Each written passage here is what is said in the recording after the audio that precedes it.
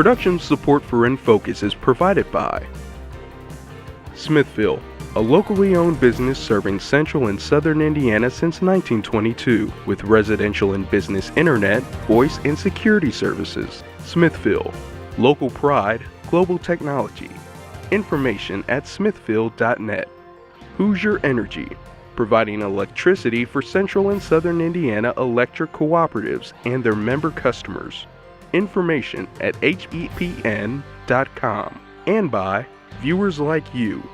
Thank you. Late last year, Bloomington was gripped by a series of crimes against the city's Jewish community.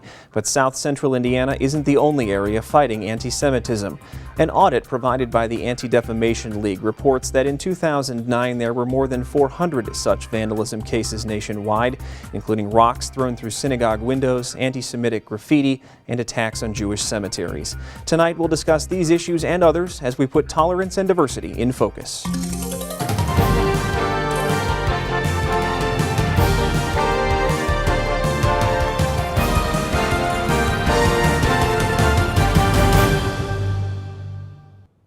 Thanks for joining us for the beginning of Season 3 of In Focus. I'm Stan Jastrzebski.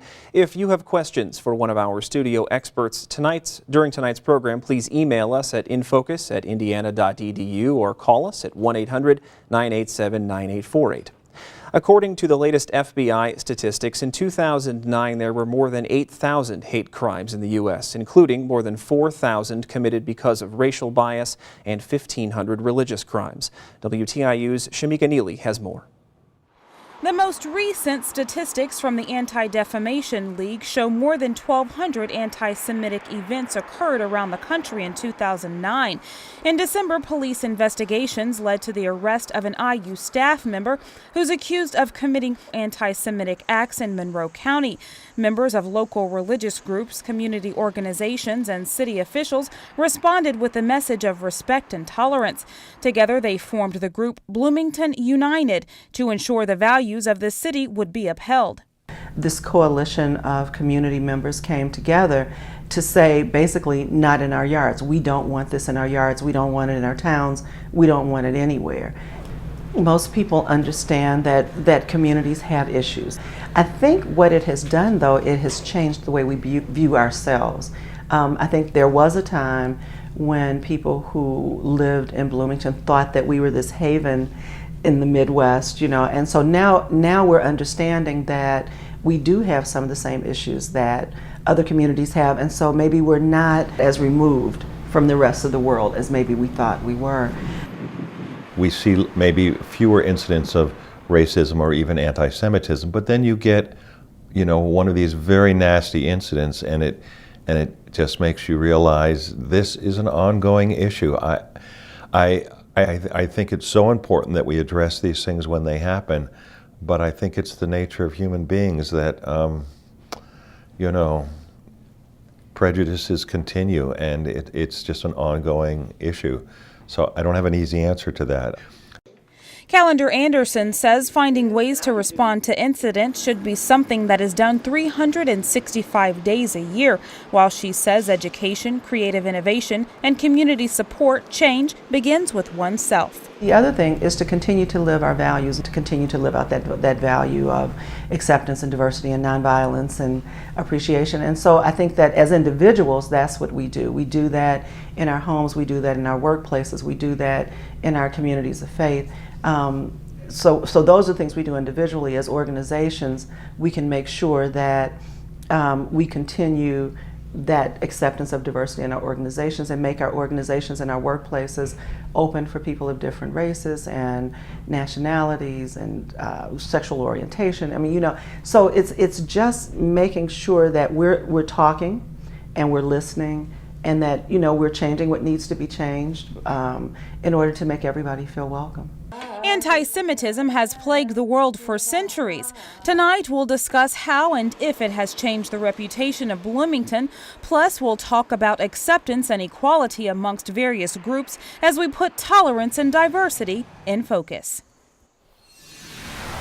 Good evening. I'm Sarah Whitmire. I'm joined on the phone by Jonathan Bernstein. Jonathan is the executive director of Not in Our Town. So, Jonathan, thank you for joining us. Thank you for having me. Thanks. If we're not in our town, you go around the country and go to different cities and talk about ways to prevent intolerance. So why did you choose Bloomington as one of these cities? Well, our basic mission is to highlight communities that are coming together to stop hate. And Bloomington really kind of showed us how it's done. And so what we have found is that when we find stories like this of people coming together and saying, not in our town, speaking out against a hate crime, supporting the victim and the victim's community, when we tell stories about that, it can be a real inspiration to other people from other communities to learn about what they can do to put a stop to hatred. Now, is it easier to talk about intolerance in a place like Bloomington in a college town? Why do you ask? Why specifically a college town? Because it seems like a more diverse population in a college town, generally speaking. Well, I mean, unfortunately, I think we'll see hatred cropping up anywhere. It's all across the country, in every state, and I don't really think that there's more hatred in certain geographic areas. What we have found, though, is that there tends to be a more vigorous, more effective response in more rural kinds of areas, not in the big cities. Okay, not in our town seems like you don't just target bigger issues like racism and diversity, but you also talk about things like bullying, and I noticed this week it's name calling. So how do you affect change in those specific areas? Well, I mean, the key is for people to develop relationships with other people who are different from themselves, who come from different backgrounds, who speak different languages, and to invite those kinds of people into your home and embrace them. And when people are developing those kinds of personal relationships with other people who are different from themselves, they're more inclined to be affected when a person from that culture, that background, is being targeted, and to speak up against it. So that would apply whether we're talking about a serious hate crime or maybe a more simple bullying incident. What are some of the major lessons, maybe that say that when you said Bloomington is a perfect example of how they responded to it, what are some of the major things that you really pick up here that then you can take to other communities and say, this is the way they responded? Right. Well, I think one thing that seems key for us is to not come up with some kind of prescriptive sort of formula that you need to implement in order to have an effective response. These things tend to be more, developed on a grassroots level, and kind of and speak to whatever's going on in that town or that community. And so it's better to sort of leave it a little bit open, but to give people guidance on what they can do. And so just by telling the stories of what happened in Bloomington, the fact that the town came together for a menorah lighting after the rocks were thrown through the windows at the Hillel House and at Chabad, that people wore blue, that they were just that they put menorahs up in their windows. All of these things were developed there, right in Bloomington, and so it wasn't like some outside organization from somewhere else came along and said, here's what you need to do. This was developed by your neighbors, by your friends, and so I think it feels more real to the victims when that happens, and also the people who are putting it on embrace it more easily, and it spreads.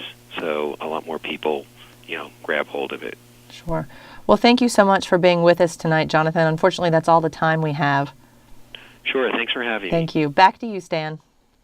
Thanks so much, Sarah. Joining me tonight in the WTIU studios are Martinsville Mayor Phil Deckard Indiana University's Episcopal Chaplain Linda Johnson, and Indiana University Sociology Professor Dr. Quincy Stewart. Thanks to the three of you for being here. I want to start with kind of a general question. In Shamika Neely's story, you heard Beverly Callender Anderson say that a place like Bloomington for a long time has been felt like a haven away from some of these violent acts that you've heard about in other places. And I wanted to know, and we'll start with you, Mayor Deckard, and kind of go down the line here and get answers from all of you. How do you know if you're dealing with an isolated incident or if you're dealing with a pattern of different incidents? Bloomington, for instance, has seen violence over the last 10 years or so in a number of different ways against a number of communities. How do you separate whether it's a bigger issue or whether it's a singular issue that you have to deal with on an immediate basis? Mr. Mayor? I think a pattern would be developed depending upon the frequency of such incidents. We've recently had just one. Several years ago, we had another instance, but not on a regular basis. So I think, speaking of the city of Martinsville, we deal on them on a one-on-one basis, trying to draw everyone in, much like the radio caller espoused tonight. I think a lot of it is education and expounding on the fact that this is not what we are. These things should not have happened here. They will happen, but we'll meet the occasion when they do. I agree with that. Another thing to look at is the frequency and the population that is targeted. That certainly is what Bloomington United has done in the past. As we gathered information, there's a loose coalition of people filtering out into the community and on campus, sharing stories about what is going on in our neighborhoods. And when those begin to coalesce, then we know that there's something much more substantial happening here than one individual who happens to be targeting a particular group of people. I agree in the respect that we don't see these things happening frequently. And one of the things that sort of jumps out at me is that we often come together when we have these incidents. But there's, underneath all of these incidents, there is this undercurrent of what some may call microaggressions, that are things that are happening on a daily basis in interactions, and social interactions constantly, where the different groups are made to feel more comfortable or less comfortable in a certain environment. And these things don't often come up in public conversations. They usually come up or are brought to the forefront when an event like this happens. Until an event like this happens, they're sort of in the background. Let me start with you, Dr. Stewart, and come back this way for the second question, which would be something that Sarah asked Mr. Bernstein about, and that is, in a place like Bloomington that strives to have such a diverse community and tries to bring in people from many, many different backgrounds, is it possible that in being so diverse, you in fact open up the community to different intolerances between groups that you may or may not have thought of just because you're trying to include everyone? Well, there is the argument that the contact between more individuals from different backgrounds exposes different persons to such an array of individuals. It could create this tension between people. But for our purposes as a university, this is a good thing. We want to begin to bridge these divides. We live in a larger society than what we see in local populations from the places where our students come from. And so even though that it may be more likely to come in contact with a person who doesn't look like you here, these are things we need to address. And so I think it's a good thing that we're addressing these sorts of things. And it's something we have to come to grips with. And not just the word tolerance, it sort of strikes me the wrong way, but acceptance, to be able to accept an individual and look at this individual and realize that they are just like yourself. Other thoughts? Yes, I'd very much like what you had to say and concur that for many of our students here at Indiana University, this is the largest global village in which they are ever going to live. And this may be the only opportunity that they have to live life in a situation where they get to encounter multiple ethnicities and religions and such, and learn how to live in peace. And not just tolerance, but peace and acceptance. The greatest barrier to that, I believe, is fear. So that if we can help our students and people at the university and in town as well articulate what is it that you might be afraid of. That is a step towards overcoming the things that we have experienced here in the past. Because overcoming fear develops relationships. Mr. Mayor, a quick thought from you? I think that's true. And in your case, of course, coming from a larger area, you have more to draw from. Where in Martinsville, or a smaller community, I think the instances are of a smaller nature, and we probably have less to dwell on in the larger communities. But I think it all fits in. I want to get back to this discussion in just a minute, but right now we have to go back over to Sarah Whitmire in the WFIU studio. Sarah? Thanks, Dan. I'm joined now by Jeff Lorick. He's the director of the Terre Haute Human Relations Commission. And Jeff, I just want to begin by talking about what really is the minority population in Terre Haute. We're probably about 6% African American, probably 3% other minority groups in our community. Okay. And you've been listening to the discussion here. As we're talking about the infrequency of these sorts of events happening in this area. But you sort of have a different take in saying maybe we shouldn't be focusing so much on the infrequency, but talking about why. Well, in our community, we've had a few of these incidences occur. And I've been called out on several instances. And I've been amazed at the impact that a singular incident has on a family. The fear that it brings, the unsafeness that it brings if they're part of a community, that their community was targeted. And so even though the frequencies, they may be infrequent, I think the impact is nevertheless felt by real individuals, let alone the resources that we bring to bear when an incident like this occurs. You know, we bring together groups in our community like the NAACP and other groups, and then the police come in and do reporting, and then the mayor gets involved. And so there's a lot of resources to be brought to bear, even though the incidences are infrequent. And I think the impact of even a one-time or occasional event really impacts people and who are targeted in these events. Now, how does Terre Haute approach these sorts of incidents, and what sort of proactive measures do you take as well?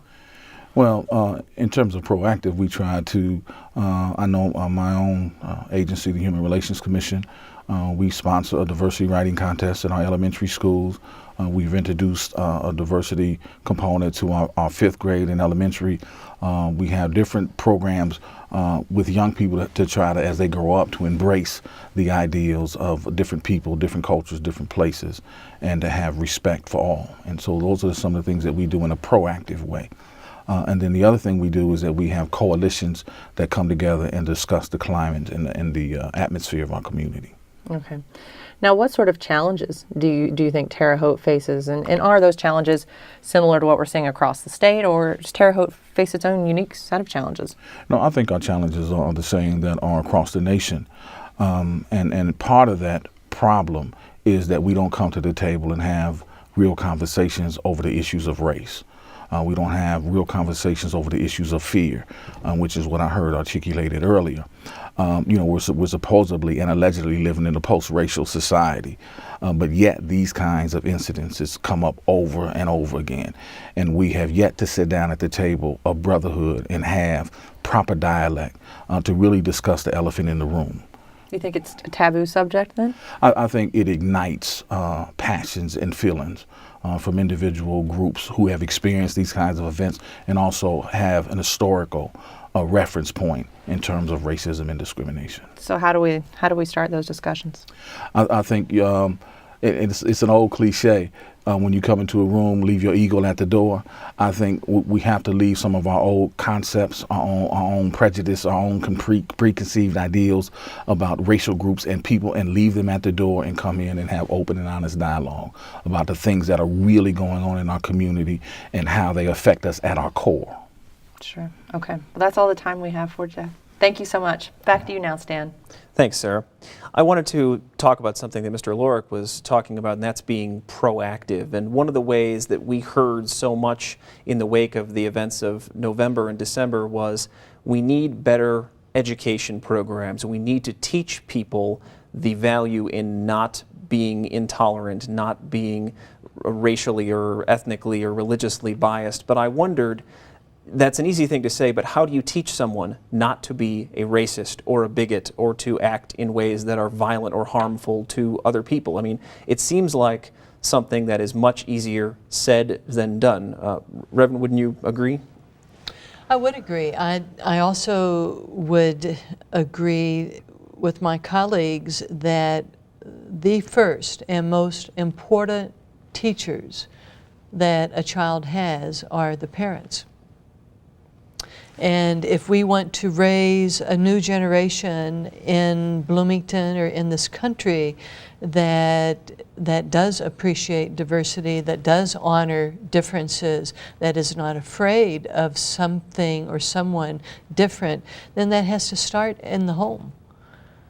And in order for that to happen, those of us who work in a university have a significant responsibility with the people that we mentor in our daily relationships in the classroom and on the campus, to mentor how to overcome darkness with light and how to overcome hate with love. I mean, that's, a paraphrase of Martin Luther King Jr. It is up to many of us to be the teachers for the next generation. And so we must really look at ourselves. What are we as campus clergy doing? What are we as professors doing to teach and equip the next generation to be actors for a different kind of society? Other thoughts on the educational side of this? I think that's a good point, and I think no doubt it does start at home. And I think diversity is something, again, I relate to the smaller communities. Diversity is something new, so to speak of, to deal with. And it all comes from the homestead, starting with the parents, then the coalitions, as was referred to from the radio guests, coming together. In our case, we have joined various churches, civic groups downtown, even reaching across county lines to other cities within the state. And I think it's all how we handle it, and if it's introduced properly and time spent on it, I think it can be well accepted. No, I agree. So I think it starts in the home. The difficult thing is that something else that starts in the home that's just as important is identity. And so these identities of race, these identities of ethnicity, of religion, are things that people hold on to and hold dear. And these are things we don't necessarily want to get rid of. But caught up in these identities are these notions of difference, are these notions of the other. And when we have a society where, for the most part, there are a few others, and there are several others that are sort of outside of who we are and who we conceive of as our own identity, makes it a little more difficult to begin to move beyond that. And so we have this large barrier to begin this educational process, to be able to look at the other as myself. When we are already sort of defining who we are on the basis of these racial, ethnic, and religious identities. So there's an uphill battle, but it's a battle that needs to be fought, and it's a worthy battle. One of the ways, of course, you can start to be a deterrent to this sort of activity, as you both mentioned, is in the home. But I'm thinking about the other side of that, which is the criminal justice system. And, of course, we don't have laws just to punish people. We have them as deterrents as well. Are the current punishments for things like hate crimes strong enough, do each of you think, to in fact stop people from ever thinking about engaging in this behavior in the first place? Dr. Stewart, why don't we start with you? I mean, I think they are. I'm not a specialist on criminal justice per se, but I would think they are. But the individuals who are going to perpetrate these acts are going to do them, regardless. I refer to them when I teach sometimes as big bad racists. I mean, there are these people out there, and we like to think of these individuals as some sort of ideal type out in the woods someplace. But for the most part, there are individuals that look like you or myself who are operating in sort of perpetuating race and racial inequality as we know it in the United States in everyday interactions. And so we need to at least find a way to at least educate individuals on this, on the more mundane types of discrimination, the more mundane everyday acts that perpetuate intolerance or the indifference that Martin Luther King and Cornel West and many others speak of as an evil.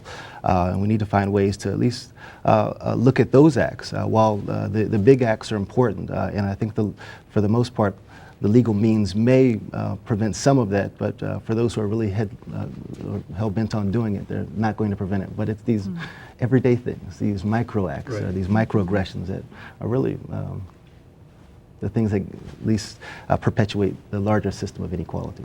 I think that's right. I believe the laws we have on the books now are fine, but with those laws comes a certain amount of education, and I think our legal system also has a responsibility to incorporate education with punishment, and I think that's what it's going to take, at least a strong part. Let me put it a slightly different way, again talking about being proactive.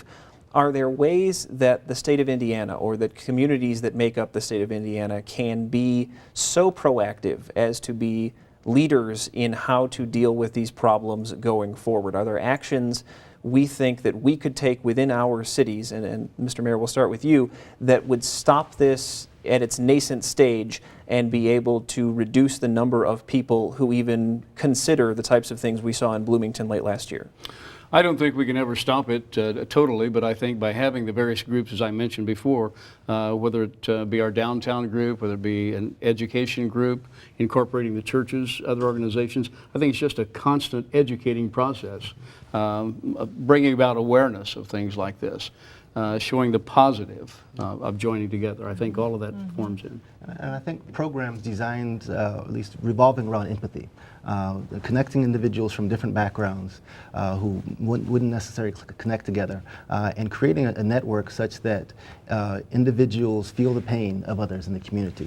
Who, if you have a tighter group or tighter a network or a tighter connection between individuals from different religious groups, ethnic groups, and racial groups, when one group feels pain, others who are friends with people who are of that group feel pain. If there was that sort of environment, then it wouldn't, when any member of the community felt pain, or a member of the community felt intimidated or anything along those lines, all of the members of the community would do so.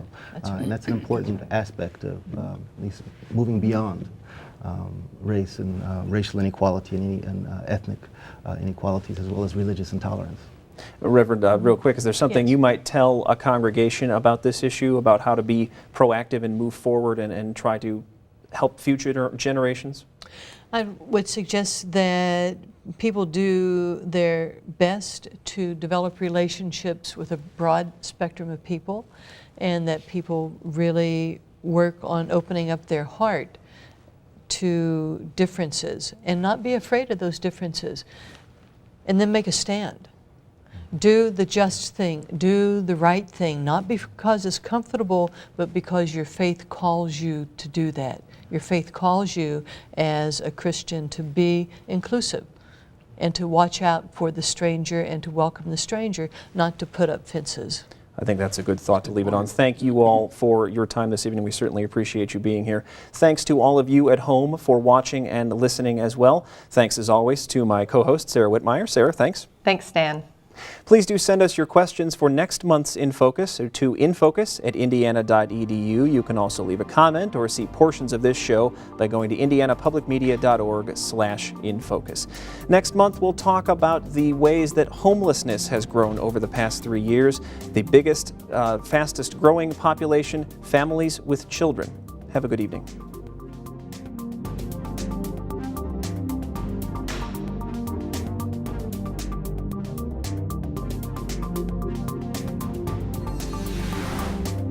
Production support for In Focus is provided by Smithville, a locally owned business serving central and southern Indiana since 1922 with residential and business internet, voice, and security services. Smithville, local pride, global technology. Information at smithville.net. Hoosier Energy, providing electricity for central and southern Indiana electric cooperatives and their member customers.